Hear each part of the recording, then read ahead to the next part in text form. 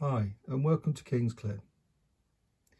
Over the past couple of weeks we've been putting out a few YouTube videos of what we've been up to so far, and this video is just to give a little bit of background on the actual layout itself, how we planned it, how we built it, how we run it in regards of the scenery, etc. And it just gives you an idea of what can be done in an area which obviously for us here is a loft, but you can do anywhere where you have some space. So the baseboards were already here because I had an engaged layout for many a year. However, the rafters were all exposed, and therefore it was incredibly hot in the summer, caused a lot of trap buckles, etc. And in the winter was incredibly cold, and in effect you couldn't really work up here. So during lockdown we insulated, plasterboard and obviously painted to make it look an awful lot better, as you can see. And it does actually mean that it's not so hot in the summer and it's not so cold in the winter. I wouldn't say it's perfect, but it's a massive improvement on where we were. In regards of Kingsclere itself, Kingsclere actually is a village in North Hampshire. The line itself is fictitious, and therefore the station's fictitious. The line itself ran between Basingstoke and Newbury and was built at that expansion of all of the rail network in the 1890s, 1900s and stuff like that. So what we have is the up line, which is the furthest line with the up platform, the down line, down platform, and the bay. So during this video I will be given some product placement. I don't get any money from obviously this product placement, just to let you know what I used and what I found useful, and you may find useful if obviously you're considering to build something or currently building something. So we've used the GWR region as a template, and as you can see, the platform building on the up platform is a heavily modified ratio product, similar in respect of the platform to which is at the village to which we live in. The footbridge itself again is a ratio product, again heavily modified with a roof to try and bring it more into a GWR type looking structure. The main station building on the downside is a scale scenes product. This product in effect is a download. You purchase the download and then you print off the sheets and affix those to the card to build the station. There are benefits for using card compared to plastic and brass, and I found it a lot easier and more manageable and easier to alter using the card than it is with those other products. As you can see, we've put some details interior wise with lighting, etc., so you can just see there's like a bed there, and that just gives a little bit more realism to the layout itself. The station itself, obviously with the up and down platforms, also has the bay platform currently occupied by the horse boxes. This station used to have a line that served, branch line that served Tadley. That branch line in effect fictitious again, but it in effect was severed in the late 40s, early 50s, and therefore this bay became surplus to use. Kingsclere itself is home of many horse riding stables due to the gallops on the downs, etc. So what we decided was to create a dock for the exclusive use of those horse boxes for the horse racing individuals to be able to get their horses safely on and off trains to go to Newmarket, Cheltenham, etc. There's obviously a ramp here as well, which was used for the loading and unloading of vehicles, and obviously used during the war. Moving down, we have a day pole signal. These are very good, very realistic, obviously with light as well, plug and play, so no construction, no requirement for motorisation. A little bit noisy, however that's something that we can work on to see if we can reduce that noise.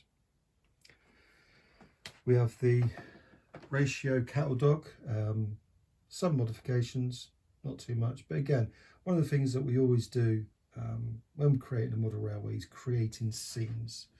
So as you can see, we've got a couple of lads just in there clearing up after the removal of the livestock either into the train or out to the farm, just clearing up after them. Obviously some sheep in there and a solitary cow at the moment. There will be more, so don't worry, he's not on his own. To the left, in effect, is a stables. Now these stables in effect are completely scratch built, with a little bit of historical referencing, drawings, etc. And obviously going to see some original still in situ stables.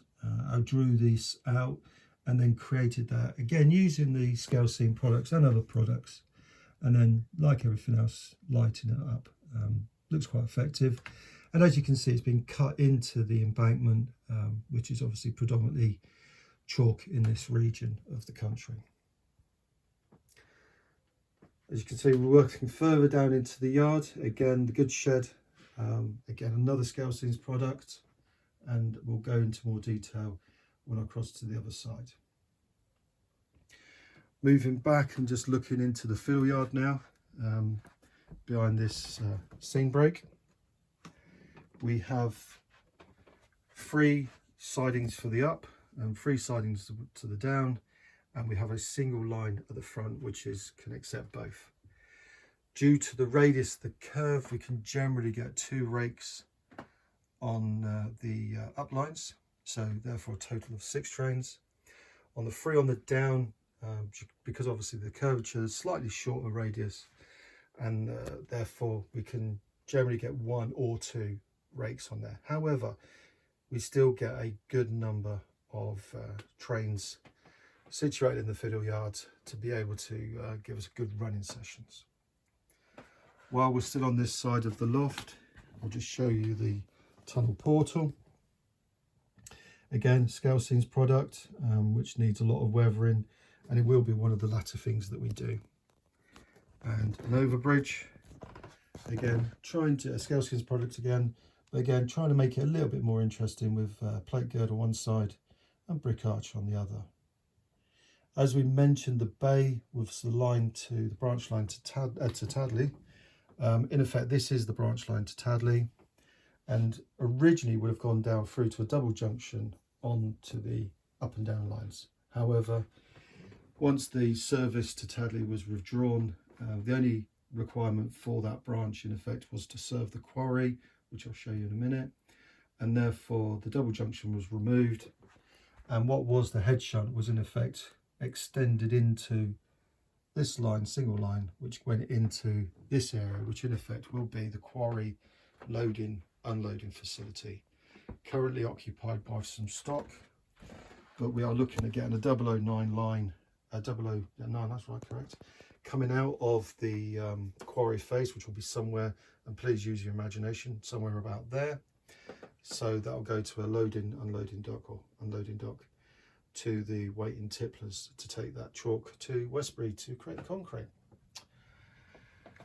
So while we're on this side as well, I'll just give you a back view of the engineer's sidings. So strategically, this was roughly midway between Basingstoke and Newbury, and obviously the entrance to the branch line to Tadley. So therefore it was an important position within the route, and therefore the decision was to put the engineer's sidings in this area. So we have 4 sidings to the left, single line loading unloading line to the right, and that in effect forms the engineer's sidings. Again, this area is still very much under construction, as we are in effect starting the scenery construction from the station building and working our way around. So this will be one of the latter areas that will be done.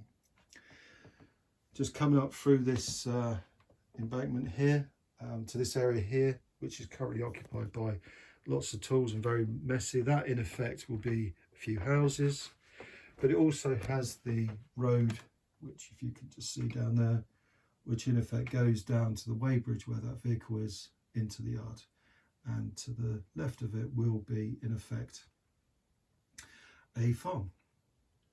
So that's one side of the layout, and one of the beauties of obviously as a layout is that we need to go to the other side. So hopefully this doesn't fall off as I place it here, and I'll pick up when we get to the other side.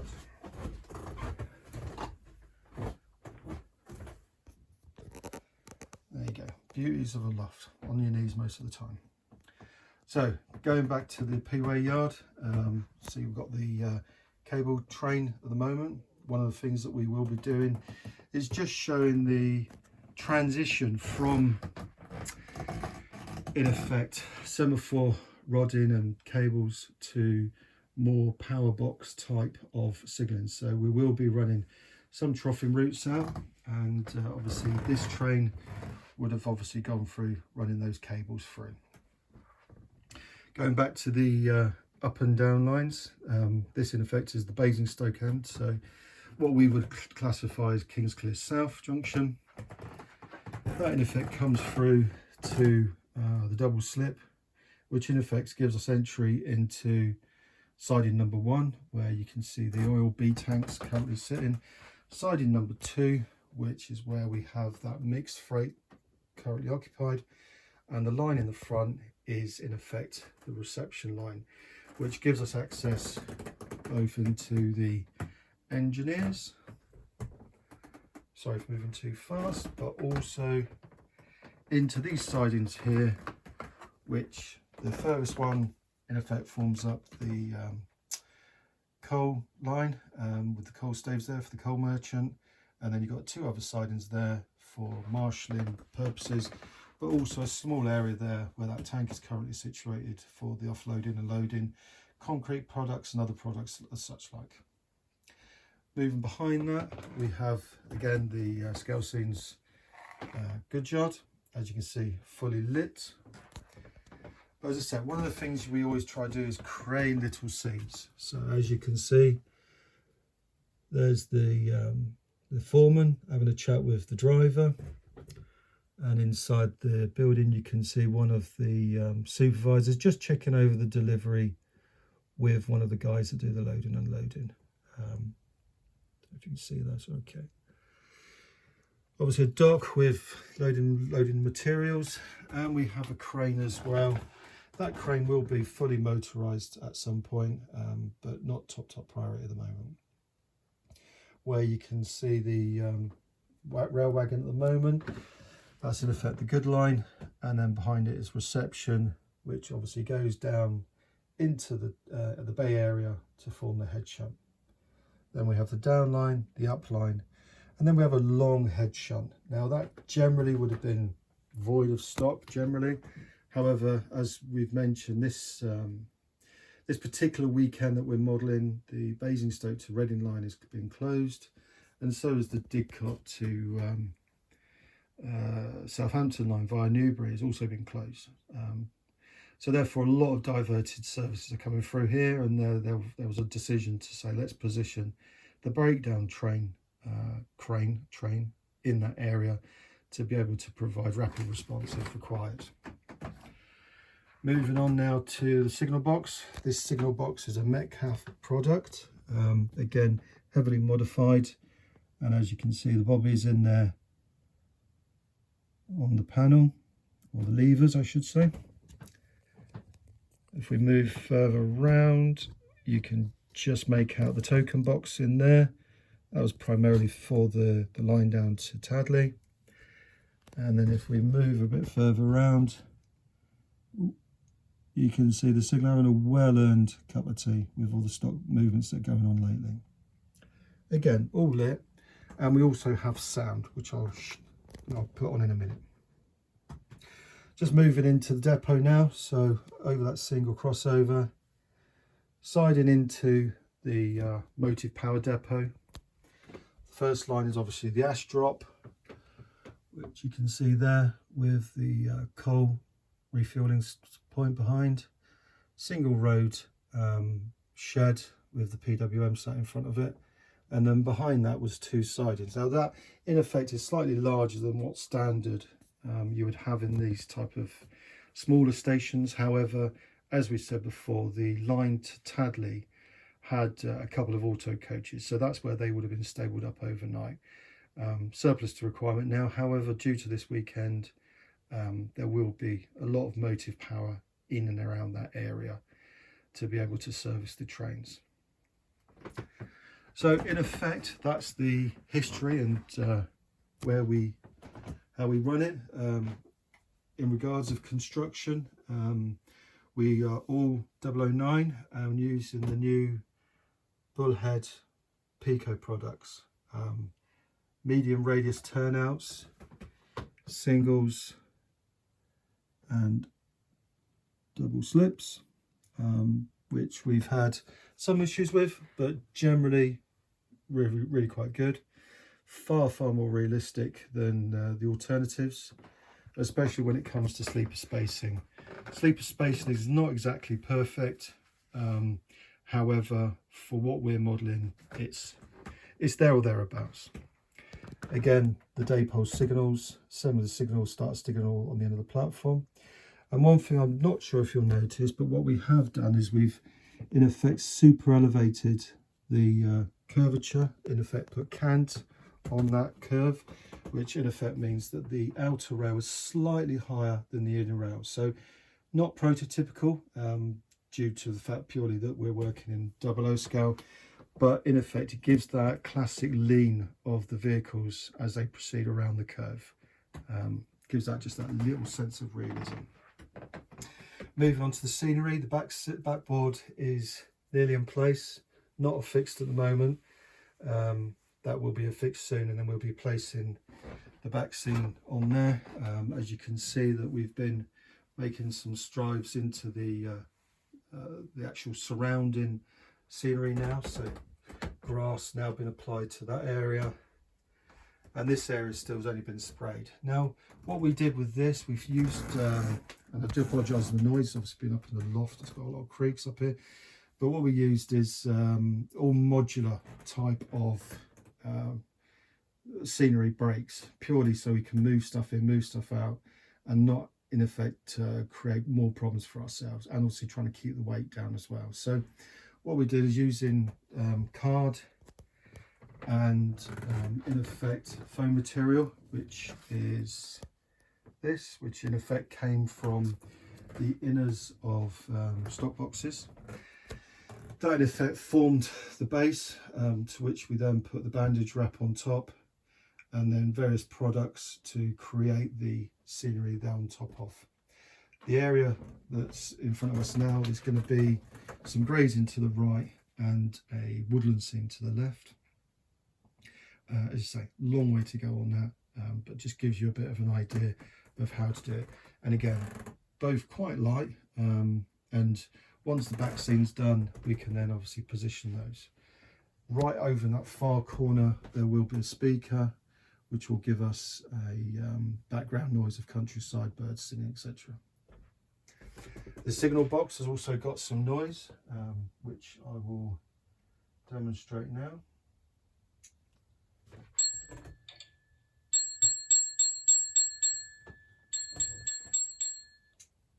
We also have some further countryside noise in this area.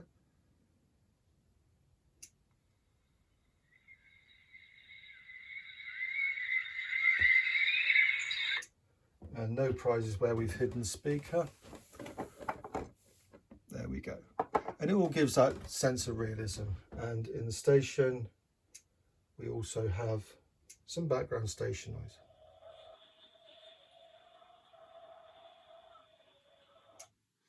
All of that we can alter to get to the position where we're happy in regards of sound. In regards of controlling the layout, I used to be fully analog with massive diode matrix boards and wires literally everywhere. I was aware of DCC. I knew the benefits, obviously being able to individually control locos and having sound from lighting at a touch of a button to a certain extent. And I thought that was the way forward. So as I say, when we were constructing this layout was built primarily to accept DCC straight away, and therefore was a lot easier than retrospectively altering an analog layout to DCC. The DCC controller that we decided to use was the DigiKeys DR5000, which controls DigiKeys 4018s, which in effect operate both the switches and the lighting and the sound. The day pulse signals have their own controller, but in effect work straight off of the main bus. The DigiKeys system in effect is being operated and controlled via the Z21 app. And as I say, from where we were originally with the analog system to now in effect pressing a single button and various things occurring to give you right of way in effect is a massive change. So anyway, going back to the scenery, there will be a large scenery break here to hide the fiddle yard. That will be the quarry as described before, but again a long way off for that to occur. The idea is that what we've done is we've started at that end, worked our way around, and also worked at the back, working forward, again making those small scenes to bring that air of realism, using Model U people painted up. As you can see, there's some guys there having a chat with a young child, and down here we've got a guy walking his Jack Russell and German Shepherd having a chat. So it's all these things just building up. In regards to signaling, we've got some dummy signals down here. Again, still got a long way to go to do that. It would be lovely to obviously motorise those to actually get those to move, but again, you've got to remember we're working in 00. Can be done, but at what expense and time, etc. We've also got an awful lot of catch pits out there, makes that realism, and we've got the rodding to go on, catch pit lids and other associated location cabinets, etc. that need to be done. So there we go, really. Hopefully that's been enjoyable for you to have a understanding where we are, where we've got to. If you've got any questions or comments, please just drop those in. I'll endeavour to get back to you. We will be obviously sending out more videos, hopefully better than what I've done now. But as I say, I'm a modeler, not a YouTuber. So yeah, it's been good. Anyway, thank you for your time. Speak soon.